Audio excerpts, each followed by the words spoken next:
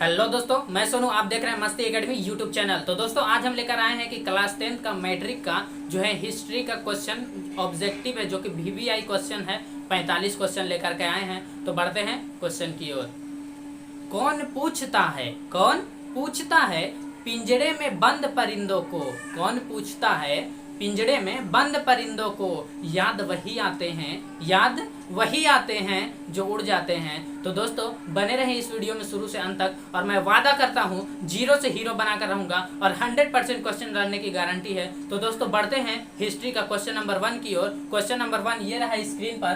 कह रहा है कि गैरिबाल्डी पेशे से क्या था? गैरिबाल्डी जो था वो पेशे से क्या था? ऑप्शन नंबर 1 कह रहा है क्या वह सिपाही था। ऑप्शन नंबर 2 कह रहा है क्या वह किसान था। ऑप्शन नंबर 3 कह रहा है या तो जमींदार था। ऑप्शन नंबर 4 कह रहा है कि नाविक था। तो बताइए आप लोग कि गैरिबाल्डी जो था वो पेशे से क्या था? तो इसका आंसर हो जाएगा ऑप्शन नंबर डी, गैरिबाल्डी पेशे से नाविक था। बढ़ते हैं क्वेश्चन नंबर 2 की ओर। क्वेश्चन नंबर 2 ये रहा स्क्रीन पर। कह रहा है कि यूरोप का मरीज किसे कहा जाता है? भाई यूरोप का मरीज किसे कहा जाता है? तो बढ़ते हैं ऑप्शन की ओर। ऑप्शन नंबर 1 कह रहा है क्या रूस को कहा जाता है। ऑप्शन नंबर 2 कह रहा है जर्मनी को कहा जाता है। ऑप्शन नंबर 3 कह रहा है कि तुर्की को कहा जाता है। ऑप्शन नंबर 4 कह रहा है यूनान को कहा जाता है। तो आप बताएं कि जो यूरोप का मरीज है वो किसको कहा जाता है? तो यूरोप का मरीज जो है कि तुर्की को कहा जाता है। तो इसका आंसर कौन सा हो जाएगा? Option number C. बढ़ते हैं क्वेश्चन नंबर 3 की ओर। क्वेश्चन नंबर 3 ये रहा स्क्रीन पर।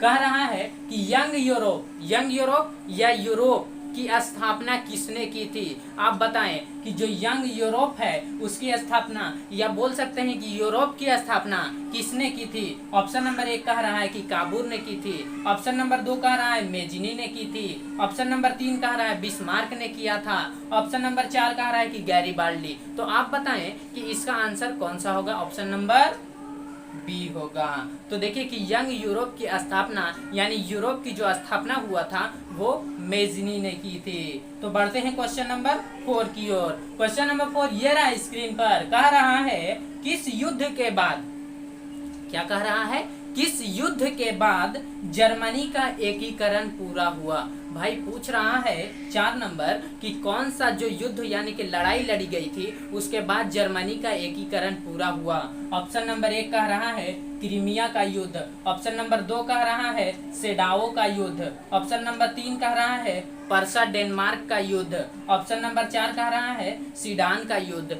तो आप बताएं कि कौन सा जो युद्ध हुआ था उसके बाद जर्मनी का एकीकरण पूरा हुआ था? तो इसका आंसर हो जाएगा ऑप्शन नंबर डी, सीडान के युद्ध के बाद जर्मनी का एकीकरण पूरा हुआ था। बढ़ते हैं क्वेश्चन नंबर 5 की ओर। क्वेश्चन नंबर 5 ये रहा स्क्रीन पर। कह रहा है कि यूरोप वासियों के लिए किस देश का साहित्य एवं ज्ञान विज्ञान प्रेरणा स्रोत है? क्या कह रहा है कि यूरोप वासियों के लिए, यानी कि यूरोप वासियों के लिए किस देश का साहित्य एवं ज्ञान विज्ञान प्रेरणा स्रोत है? तो आप बताएं। ऑप्शन नंबर 1 कह रहा है जर्मनी का। ऑप्शन नंबर 2 कह रहा है यूनान। ऑप्शन नंबर 3 कह रहा है तुर्की। ऑप्शन नंबर 4 कह रहा है इंग्लैंड। तो आप बताएं इसका आंसर कौन सा होगा? इसका आंसर होगा ऑप्शन नंबर बी। बढ़ते हैं क्वेश्चन नंबर 6 की ओर। क्वेश्चन नंबर 6 ये रहा स्क्रीन पर। कह रहा है कि इटली एवं जर्मनी वर्तमान में, क्या कह रहा है कि इटली एवं जर्मनी वर्तमान में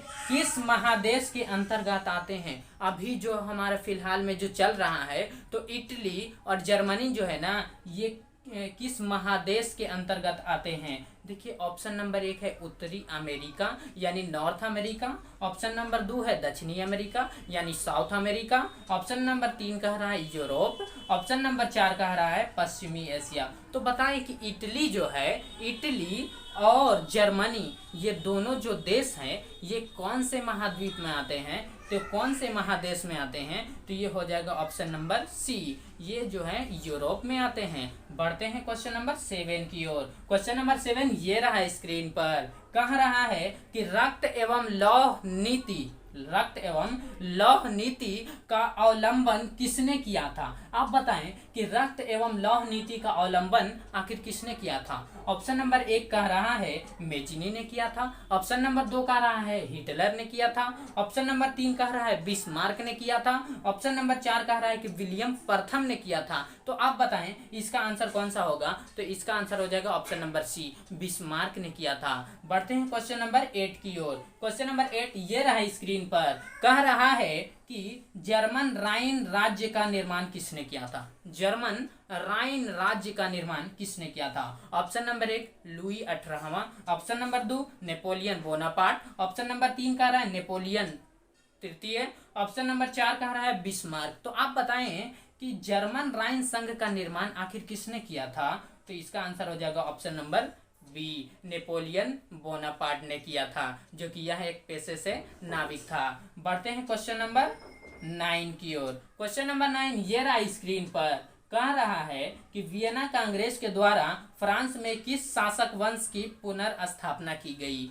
वियना कांग्रेस के द्वारा फ्रांस में किस शासक वंश की पुनर्स्थापना की गई? ऑप्शन नंबर 1 कह रहा है कि हैप्सबर्ग, ऑप्शन नंबर 2 कह रहा है आर्लिया, ऑप्शन नंबर 3 कह रहा है बूबों, ऑप्शन नंबर 4 कह रहा है जारशाही। तो आप बताएं कि वियना कांग्रेस के द्वारा फ्रांस में किस शासक वंश की पुनर्स्थापना की गई थी? तो ऑप्शन नंबर सी होगा, बूर्बो की। बढ़ते हैं क्वेश्चन नंबर 10 की ओर। क्वेश्चन नंबर 10 ये रहा स्क्रीन पर, कह रहा है कि सन 1870 ईस्वी में फ्रांस और प्रसा के बीच युद्ध कहाँ लड़ी गई थी? सन 1870 में जो फ्रांस जो है और प्रसा के बीच, प्रसा किसको बोलते हैं? जर्मनी को। फ्रांस और जर्मनी के बीच जो युद्ध लड़ी गई थी तो आखिर कहाँ लड़ी गई थी ये बताना है। तो ऑप्शन नंबर 1 कह रहा है कि सेडान में लड़ी गई थी, ऑप्शन नंबर 2 कह रहा है सेडोवा में लड़ी गई थी, ऑप्शन नंबर 3 कह रहा है कि साइडाइन में लड़ी गई थी, ऑप्शन नंबर 4 कह रहा है कि फ्रैंकफर्ट में लड़ी गई थी। तो आप बताएं कि 1870 में जो फ्रांस और प्रसा के बीच युद्ध लड़ी गई थी वो तो सेडान में ही लड़ी गई थी। बढ़ते हैं क्वेश्चन नंबर 11 की ओर। क्वेश्चन नंबर 11 ये रहा स्क्रीन पर, कह रहा है कि जालवेरीन एक संस्था थी। क्या कह रहा है? जालवेरीन एक संस्था थी। ऑप्शन नंबर 1 कह रहा है क्रांतिकारी की, ऑप्शन नंबर 2 व्यापारियों की, ऑप्शन नंबर 3 विद्वानों की, ऑप्शन नंबर 4 कह रहा है पादरी सामंतों की। तो आप बताएं इसका आंसर कौन सा होगा? तो इसका आंसर होगा ऑप्शन नंबर बी। कहता है कि जालवेरीन जो संस्था थी वो व्यापारियों की एक संस्था थी। बढ़ते हैं क्वेश्चन नंबर 12 की ओर। क्वेश्चन नंबर 12 ये रहा स्क्रीन पर, कह रहा है कि बिस्मार्क निम्न में से क्या था? बिस्मार्क जो था वो निम्न में से क्या था? यानी कि नीचे जो 4 ऑप्शन दिए गए हैं उन 4 ऑप्शन में से हमको चूज कर बताना है कि बिस्मार्क जो था वो निम्न में से क्या था। ऑप्शन नंबर 1 कह रहा है कि कवि था, ऑप्शन नंबर 2 कह रहा है कि नाटककार था, ऑप्शन नंबर 3 कह रहा है कि संगीतज्ञ था, ऑप्शन नंबर 4 कह रहा है कूटनीतिज्ञ था। तो बताइए इसका आंसर कौन सा होगा? तो बिस्मार्क जो था वो कूटनीतिज्ञ था। बढ़ते हैं क्वेश्चन नंबर 13 की ओर। क्वेश्चन नंबर 13 ये रहा है स्क्रीन पर, कह रहा है कि 1829 ईस्वी की एड्रियानोपुल की संधि किस देश के साथ हुई? 1829 ईस्वी की एड्रियानोपुल की संधि जो हुई थी वो किस देश के साथ हुई थी? ऑप्शन नंबर 1 कह रहा है कि तुर्की, ऑप्शन नंबर 2 यूनान, option number 3 Hungary, option number 4 Poland. तो आप बताएं इसका आंसर कौन सा होगा? इसका आंसर होगा ऑप्शन नंबर ए। बढ़ते हैं क्वेश्चन नंबर 14 की ओर। क्वेश्चन नंबर 14 ये रहा स्क्रीन पर, कह रहा है कि इटली एवं जर्मनी के एकीकरण के विरुद्ध, इटली एवं जर्मनी के एकीकरण के विरुद्ध निम्न में कौन था? एकीकरण के विरुद्ध यानी कि इसके अपोजिट में कौन था? ऑप्शन नंबर 1 कह रहा है कि इंग्लैंड था, ऑप्शन नंबर 2 कह रहा है कि क्या रूस था, ऑप्शन नंबर 3 ऑस्ट्रिया था, ऑप्शन नंबर 4 कह रहा है प्रसा था। तो आप बताएं कि इटली के जो एकीकरण हो रहा था यानी इटली एवं जर्मनी के एकीकरण के विरुद्ध कौन सा देश था? तो वो था ऑस्ट्रिया। बढ़ते हैं क्वेश्चन नंबर 15 की ओर। क्वेश्चन नंबर 15 ये रहा स्क्रीन पर, कह रहा है कि फ्रैंकफर्ट की जो संधि हुई थी आखिर कब हुई थी? ऑप्शन नंबर 1 कह रहा है 1864, ऑप्शन नंबर 2 कह रहा है 1866, ऑप्शन नंबर 3 कह रहा है 1870, ऑप्शन नंबर 4 कह रहा है 1871। तो आप बताएं कि फ्रैंकफर्ट की जो संधि हुई थी 1871 में, यानी कि हमारा आंसर हो जाएगा ऑप्शन नंबर डी। बढ़ते हैं क्वेश्चन नंबर 16 की ओर। आप लोग भी जो है कि क्वेश्चन को बनाते रहेंगे और अपने से पहले वीडियो को पॉज कर करके टिक लग आंसर मारेंगे, उसके बाद जो है कि मेरी आंसर देखेंगे। बढ़ते हैं क्वेश्चन नंबर 16 की ओर। क्वेश्चन नंबर 16 ये रहा स्क्रीन पर, कह रहा है कि यूरोप वासियों के लिए किस देश का साहित्य एवं ज्ञान विज्ञान प्रेरणा स्रोत है। यूरोप वासियों के लिए किस देश का साहित्य एवं ज्ञान विज्ञान प्रेरणा स्रोत है। Option number 1 Germany, option number 2 यूनान, ऑप्शन नंबर 3 तुर्की, ऑप्शन नंबर 4 इंग्लैंड। तो आप बताएं इसका आंसर कौन सा होगा। इसका आंसर होगा ऑप्शन नंबर बी यूनान। बढ़ते हैं क्वेश्चन नंबर 17 की ओर। ये रहा क्वेश्चन नंबर 17 स्क्रीन पर, कह रहा है कि मेजनी का जो संबंध था, मेजनी का जो संबंध था किस संगठन से था। आप बताएं कि मेजनी का जो संबंध था ना वो किस संगठन से था। ऑप्शन नंबर 1 कह रहा है कि लाल सेना से, क्या लाल सेना से संबंध था। ऑप्शन नंबर 2 कह रहा है कि कार्बोनरी से संबंध था। ऑप्शन नंबर 3 कह रहा है कि फिलिक हेटरिया से संबंध था।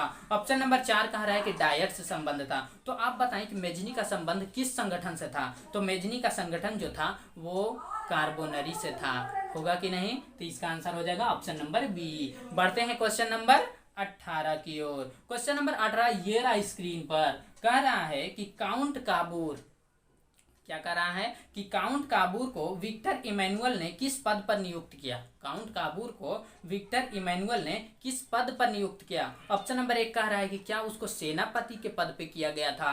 ऑप्शन नंबर 2 फ्रांस में राजदूत, ऑप्शन नंबर 3 प्रधानमंत्री, ऑप्शन नंबर 4 गृह मंत्री। तो क्या हो जाएगा, काउंट काबूर को जो विक्टर इमैनुअल ने पद पर चुना था तो वो प्रधानमंत्री यानी पीएम प्राइम मिनिस्टर के पद पर चुना गया था।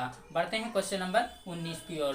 तो क्वेश्चन नंबर 19 कह रहा है कि ये रहा स्क्रीन पर, वियना कांग्रेस में कौन राष्ट्र, वियना कांग्रेस में कौन राष्ट्र सम्मिलित नहीं था। यानी कह रहा है कि वियना जो कांग्रेस अधिवेशन हुआ था उसमें कौन सा देश था जो शामिल नहीं था। ऑप्शन नंबर 1 क्या ब्रिटेन नहीं था, ऑप्शन नंबर 2 रूस, option number 3 France, option number 4 कह रहा है जर्मनी। आप बताएं इसका आंसर कौन सा होगा। तो इसका आंसर होगा ऑप्शन नंबर डी जर्मनी। बढ़ते हैं क्वेश्चन नंबर 20 की ओर। क्वेश्चन नंबर 20 ये रहा स्क्रीन पर, कह रहा है कि वियना कांग्रेस में पवित्र संघ की योजना किसने प्रस्तुत की। वियना कांग्रेस में पवित्र संघ की योजना किसने प्रस्तुत की। ऑप्शन नंबर 1 कह रहा है क्या रूस ने किया था, ऑप्शन नंबर 2 ब्रिटेन ने, ऑप्शन नंबर 3 फ्रांस ने, ऑप्शन नंबर 4 ऑस्ट्रिया ने। तो आप बताएं इसका आंसर कौन होगा। इसका आंसर होगा ऑप्शन नंबर ए। बढ़ते हैं क्वेश्चन नंबर 21 की ओर। क्वेश्चन नंबर 21 ये रहा स्क्रीन पर, कह रहा है कि यंग इटली जो था, यंग इटली, इसकी स्थापना कौन था, इसकी स्थापना किसने किया था, यानी कि इसके संस्थापक कौन था। तो यंग इटली का संस्थापक आप बताएं। ऑप्शन नंबर 1 कह रहा है कि जियोबर्टी था, ऑप्शन नंबर 2 कह रहा है कि कावूर था, ऑप्शन नंबर 3 कह रहा है मेजनी था, ऑप्शन नंबर 4 गैरीबाल्डी। तो आप बताएं यंग इटली का जो संस्थापक था वो कौन था, मेजनी न था। तो बढ़ते हैं इसका आंसर हो जाएगा ऑप्शन नंबर सी। बढ़ते हैं क्वेश्चन नंबर 22 की ओर। क्वेश्चन नंबर 22 ये रहा स्क्रीन पर, कह रहा है कि नौ गुएल्फ आंदोलन कहाँ हुआ। गुएल्फ आंदोलन कहाँ हुआ। ऑप्शन नंबर 1 कह रहा है कि इटली में, ऑप्शन नंबर 2 जर्मनी में, ऑप्शन नंबर 3 कह रहा है क्या फ्रांस में हुआ, ऑप्शन नंबर 4 कह रहा है कि ब्रिटेन में हुआ। तो आप बताएं इसका आंसर कौन सा होगा। इसका आंसर होगा ऑप्शन नंबर ए यानी कि इटली में। बढ़ते हैं क्वेश्चन नंबर 23 की ओर। क्वेश्चन नंबर 23 कह रहा है कि चार्टिस्ट आंदोलन कहाँ संपन्न हुआ। चार्टिस्ट जो आंदोलन हुआ था वो कहाँ संपन्न हुआ। ऑप्शन नंबर 1 कह रहा है कि ऑस्ट्रिया में संपन्न हुआ, ऑप्शन नंबर 2 इटली में, ऑप्शन नंबर 3 जर्मनी में, ऑप्शन नंबर 4 इंग्लैंड में। तो आप बताएं इसका आंसर कौन होगा। इसका आंसर होगा ऑप्शन नंबर डी यानी कि चार्टिस्ट आंदोलन जो संपन्न हुआ था वो इंग्लैंड में हुआ था। बढ़ते हैं क्वेश्चन नंबर 24 की ओर। क्वेश्चन नंबर 24 ये रहा स्क्रीन पर, कह रहा है कि जाल्वेराइन की स्थापना किस राज्य ने की थी। जाल्वेराइन जो संघ थी ना तो उसकी स्थापना किस राज्य ने किया था। ऑप्शन नंबर 1 कह रहा है क्या पर्सा यानी जर्मनी ने किया था, ऑप्शन नंबर 2 कह रहा है कि क्या ऑस्ट्रिया ने किया था, ऑप्शन नंबर 3 कह रहा है कि सार्डिनिया ने किया था, ऑप्शन नंबर 4 कह रहा है कि फ्रांस ने किया था। तो 24 का इसका आंसर हो जाएगा ऑप्शन नंबर 1 पर्सा यानी कि जर्मनी ने किया था।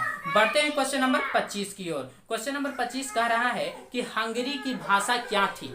हंगरी जो थी उसकी भाषा क्या थी। ऑप्शन नंबर 1 कह रहा है कि इतालवी थी। ऑप्शन नंबर 2 कह रहा है कि मैगियार थी। ऑप्शन नंबर 3 कह रहा है कि पोलिश थी। ऑप्शन नंबर 4 कह रहा है कि फ्रेंच थी। तो आप बताएं कि हंगरी की जो भाषा थी वो मैगियार थी ना। बढ़ते हैं क्वेश्चन नंबर, तो इसका आंसर हो जाएगा ऑप्शन नंबर बी। बढ़ते हैं क्वेश्चन नंबर 26 की ओर। क्वेश्चन नंबर 26 कह रहा है कि मारियान किस देश के राष्ट्रपति की प्रतीक थी। मारियान जो थी किस देश के राष्ट्रपति की प्रतीक थी। ऑप्शन नंबर 1 कह रहा है कि फ्रांस की। ऑप्शन नंबर 2 कह रहा है रूस की। ऑप्शन नंबर 3 कह रहा है इटली की। ऑप्शन नंबर 4 कह रहा है जर्मनी की। तो इसका आंसर क्या होगा, फ्रांस की होगी। बढ़ते हैं क्वेश्चन नंबर 27 की ओर। क्वेश्चन नंबर 27 ये रहा स्क्रीन पर। कह रहा है कि यूरोपीय सभ्यता का पालना, यूरोपीय सभ्यता का पालना किसे कहा जाता है, यानी कि कौन से देश को यूरोपीय सभ्यता का पालना कहते हैं। ऑप्शन नंबर 1 इटली को। ऑप्शन नंबर 2 फ्रांस को।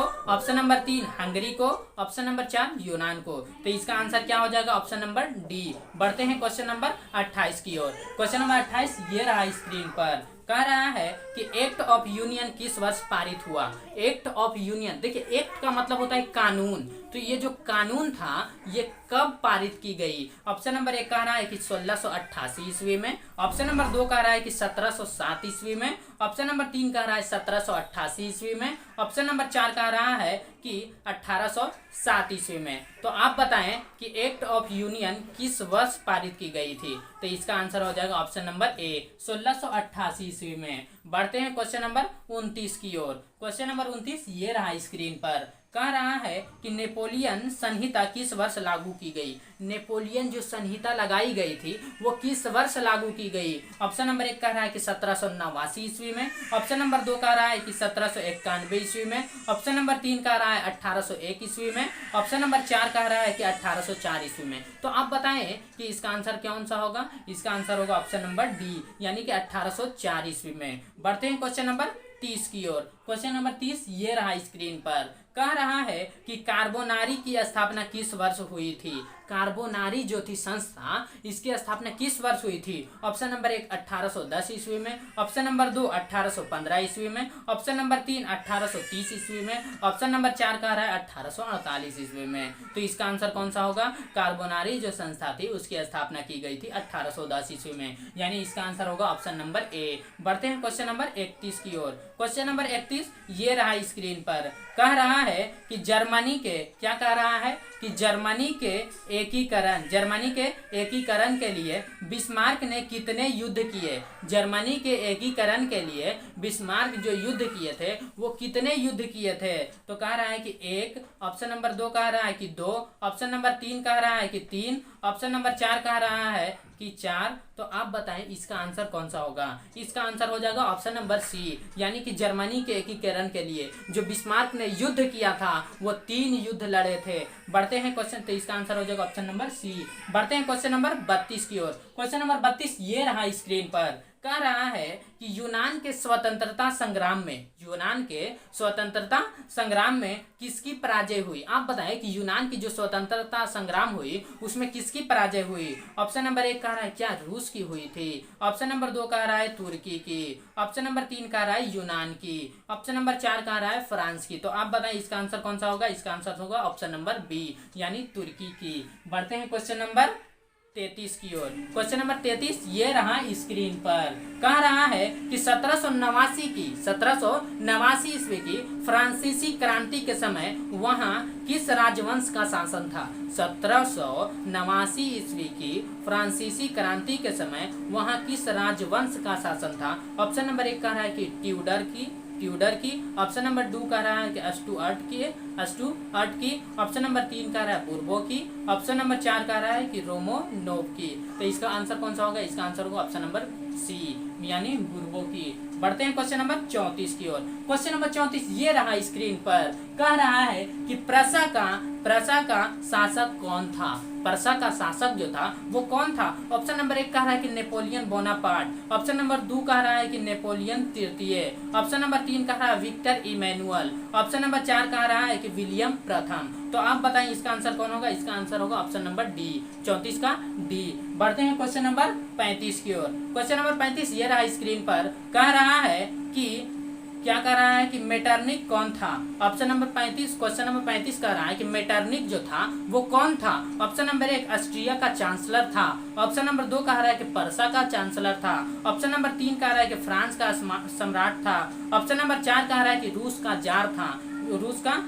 तो इसका आंसर कौन होगा, मेटरनिक जो था ऑस्ट्रिया का चांसलर था। इसका आंसर हो जाएगा ऑप्शन नंबर ए। बढ़ते हैं क्वेश्चन नंबर 36 की ओर। क्वेश्चन नंबर 36 ये रहा स्क्रीन पर। क्वेश्चन नंबर 36 कह रहा है कि सेडाओ के युद्ध में, सेडाओ के जो युद्ध लड़ी गई थी उसमें किसकी पराजय हुई थी, यानी कि कौन सा देश था जो हार गया था। तो आप बताएं कि ऑप्शन नंबर 1 कह रहा है क्या पर्सा हारा था। ऑप्शन नंबर 2 कह रहा है कि सार्डिनिया की। ऑप्शन नंबर 3 कह रहा है ऑस्ट्रिया की। ऑप्शन नंबर 4 कह रहा है कि नेपोल्स की। तो इसका आंसर कौन हो जाएगा, ऑप्शन नंबर सी, यानी कि ऑस्ट्रिया की। बढ़ते हैं क्वेश्चन नंबर 37 की ओर। क्वेश्चन नंबर 37 ये रहा स्क्रीन पर। कह रहा है कि रक्त और लौह नीति किसने अपनाई थी। रक्त एवं लौह नीति जो था इसको किसने अपनाया था। ऑप्शन नंबर 1 कह रहा है कि क्या बिस्मार्क ने अपनाया था। ऑप्शन नंबर 2 कह रहा है कि फ्रेडरिक विलियम चतुर्थ ने अपनाया था। ऑप्शन नंबर 3 कह रहा है कि विलियम प्रथम ने अपनाया था। ऑप्शन नंबर 4 कह रहा है कि गैरीबाल्डी ने अपनाया था। तो आप बताएं कि इसका आंसर कौन होगा। तो इसका आंसर हो जाएगा ऑप्शन नंबर ए, यानी कि बिस्मार्क। रक्त एवं लौह नीति को जो अपनाया था वो बिस्मार्क ने अपनाया था। बढ़ते हैं क्वेश्चन नंबर 38 की ओर। क्वेश्चन नंबर 38 ये रहा स्क्रीन पर। कह रहा है कि लाल कुर्ती की टुकड़ी का गठन किसने किया था। ऑप्शन नंबर 1 कह रहा है कि बिस्मार्क ने किया था। ऑप्शन नंबर 2 कह रहा है कि काउर ने किया था। ऑप्शन नंबर 3 कह रहा है कि मेजिनी ने किया था। ऑप्शन नंबर 4 कह रहा है कि गैरीबाल्डी ने किया था। तो इसका आंसर कौन हो जाएगा, इसका आंसर हो जाएगा ऑप्शन नंबर डी, यानी कि लाल कुर्ती की टुकड़ी का जो है टुकड़ी का गठन किया था तो वो गैरीबाल्डी ने ही किया था। बढ़ते हैं क्वेश्चन नंबर 39 की ओर। क्वेश्चन नंबर 39 ये रहा स्क्रीन पर। कह रहा है कि जर्मनी एवं इटली के एकीकरण के समय फ्रांस का शासक कौन था। जिस समय जर्मनी और इटली का एकीकरण हो रहा था उस समय फ्रांस का शासक कौन था, यही तो बताना है। ऑप्शन नंबर 1 कह रहा है कि नेपोलियन बोनापार्ट था। ऑप्शन नंबर 2 कह रहा है कि नेपोलियन तृतीय था। ऑप्शन नंबर 3 कह रहा है कि विक्टर इमैनुअल था। ऑप्शन नंबर 4 कह रहा है कि विलियम प्रथम था। तो इसका आंसर कौन सा हो जाएगा, इसका आंसर होगा ऑप्शन नंबर बी, यानी कि नेपोलियन तृतीय था। बढ़ते हैं क्वेश्चन नंबर 40 की ओर। क्वेश्चन नंबर 40 ये रहा स्क्रीन पर। कह रहा है कि राष्ट्रवाद की अवधारणा का जन्म किस घटना से माना जाता है। आप बताएं कि राष्ट्रवाद की अवधारणा का जो जन्म होता है वो किस घटना से माना जाता है। ऑप्शन नंबर 1 कह रहा है क्या पुनर्जागरण से। ऑप्शन नंबर 2 कह रहा है कि धर्म सुधार आंदोलन से। ऑप्शन नंबर 3 कह रहा है कि गौरवपूर्ण क्रांति से। ऑप्शन नंबर 4 कह रहा है कि फ्रांस की क्रांति से। तो इसका आंसर कौन सा हो जाएगा, इसका आंसर होगा ऑप्शन नंबर ए, यानी कि पुनर्जागरण से। बढ़ते हैं क्वेश्चन नंबर 41 की ओर। ये रहा स्क्रीन पर। कह रहा है कि सार्डिनिया की पीडमाउंट का शासक कौन था। सार्डिनिया जो था देश उसका पीडमाउंट का शासक कौन था। ऑप्शन नंबर 1 कह रहा है कि नेपोलियन तृतीय। ऑप्शन नंबर 2 कह रहा है कि काउंट काबूर। ऑप्शन नंबर 3 कह रहा है विक्टर इमैनुअल। ऑप्शन नंबर 4 कह रहा है विलियम प्रथम। तो आप बताएं कि इसका आंसर कौन होगा, इसका आंसर हो जाएगा option number C, Victor Emmanuel. बढ़ते हैं क्वेश्चन नंबर 42 की ओर। क्वेश्चन नंबर 42 ये रहा स्क्रीन पर। कह रहा है कि किस संधि द्वारा स्वतंत्र यूनान राष्ट्र की स्थापना की गई। ऑप्शन नंबर 1 कह रहा है कि वियना की संधि द्वारा। ऑप्शन नंबर 2 कह रहा है कि कुस्तुनतुनिया की संधि द्वारा। ऑप्शन नंबर 3 कह रहा है कि प्राग की संधि द्वारा। ऑप्शन नंबर 4 कह रहा है कि एड्रियानोपोल की संधि द्वारा। तो इसका आंसर कौन सा हो जाएगा, इसका आंसर हो जाएगा ऑप्शन नंबर बी, 42 का बी। बढ़ते हैं क्वेश्चन नंबर 43 की ओर। ये रहा स्क्रीन पर। कह रहा है कि किस संधि द्वारा जर्मनी का एकीकरण पूरा हुआ। आप बताएं कि कौन सा संधि की गई थी जिसके वक्त जो है कि जर्मनी का एकीकरण पूरा हुआ था। तो इसका ऑप्शन नंबर 1 कह रहा है कि डेनमार्क की संधि द्वारा। ऑप्शन नंबर 2 कह रहा है कि गैस्टिन की संधि द्वारा। ऑप्शन नंबर 3 कह रहा है कि प्राग की संधि द्वारा। ऑप्शन नंबर 4 कह रहा है कि फ्रैंकफर्ट की संधि द्वारा। तो इसका आंसर क्या हो जाएगा, 43 का डी होगा, यानी फ्रैंकफर्ट की संधि द्वारा। बढ़ते हैं क्वेश्चन नंबर 44 की ओर। क्वेश्चन नंबर 44 ये रहा स्क्रीन पर। कह रहा है कि युवा इटली संस्था का विकास किसने किया था। युवा इटली संस्था का विकास आखिर किसने किया था? ऑप्शन नंबर 1 कह रहा है कि मेजिनी ने, ऑप्शन नंबर 2 कह रहा है कि काउंट कावूर ने, ऑप्शन नंबर 3 कह रहा है कि गैरीबाल्डी ने, ऑप्शन नंबर 4 कह रहा है कि बिस्मार्क ने। तो इसका आंसर कौन सा होगा? इसका आंसर होगा ऑप्शन नंबर ए, यानी कि मेजिनी ने किया था। बढ़ते हैं क्वेश्चन नंबर, आज का लास्ट क्वेश्चन, क्वेश्चन नंबर 45, ये रहा स्क्रीन पर। कह रहा है कि नेपोलियन ने जर्मनी के किस संघ की स्थापना की? नेपोलियन जो था वो जर्मनी के किस संघ की स्थापना की है? तो ऑप्शन नंबर 1 कह रहा है कि ट्रांसपेडेन संघ की, ऑप्शन नंबर 2 कह रहा है कि सीसेल पाइन संघ की, ऑप्शन नंबर 3 कह रहा है कि राइन संघ की, ऑप्शन नंबर 4 कह रहा है कि इनमें से किसी की नहीं। तो इसका आंसर कौन सा होगा? इसका आंसर होगा ऑप्शन नंबर सी। तो दोस्तों ये था आज का हमारे द्वारा हिस्ट्री का क्लास 10th मैट्रिक एग्जाम 2022 का जो है VVI very important question objective. और इस तरह के क्वेश्चन से यानी कि वेरी इंपॉर्टेंट क्वेश्चन से अपडेट रहने के लिए आप लोग हमारे चैनल को सब्सक्राइब कर ले और बेल आइकन दबाना ना भूलेंगे। तो मिलते हैं नेक्स्ट वीडियो में, तब तक के लिए जय हिंद।